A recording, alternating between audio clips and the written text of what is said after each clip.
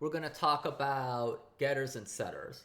And I think I brought up my grand advisor, Clayton Lewis, before, and how he talked about this code pumping problem, which is the idea of, oh, you just have this boilerplate template code that goes in all these places, and it just makes your program that's relatively simple suddenly way more complex.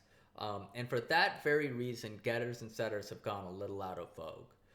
But at the time, the fundamentals behind them were sound, which is the idea that you are going to be separated from the data inside the ball class or whatever class you're dealing with. In fact, I as a person can just deal with it at a high level, and inside the class they can make any implementation decisions they want as long as they give me what I want, which is a ball moving around the screen. I actually don't care if they represent it as whatever they happen to represent it as, okay? I actually don't want to know, right, as a user. I just want to use the ball like a black box, right? I am able to initialize it. This is where I put my initial stuff in. And then when I say update, it draws at the right place and I move on with my life. Okay?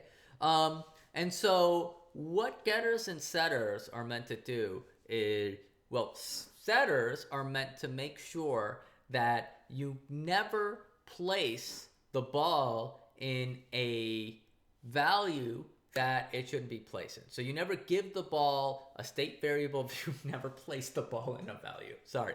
You never give the ball a state variable of the ball a value that's invalid. Okay. So what would be a value that's invalid? Well, we get to decide that because we're the programmers. So let's say if we're thinking about position, what would be a logical thing for it to be invalid, right? And let's say we were thinking about the ellipse height and the ellipse width. What would be valid values for it to be invalid, right? And let's think about the the velocity x and velocity y. Are there any invalid values, or is there any values you would think, maybe that's a little too crazy? I want you to think about it, and I want you to write it in the next section, and then we will come back and I'll tell you what I think. There's no right answer. I mean, there's good answers to this, but any answer is actually technically okay, except for the ellipse width and ellipse height. I actually don't know what would... It's interesting. It's an interesting question. We can try it. We'll try it in the next video. Anyways, do the next exercise and then we'll talk about it.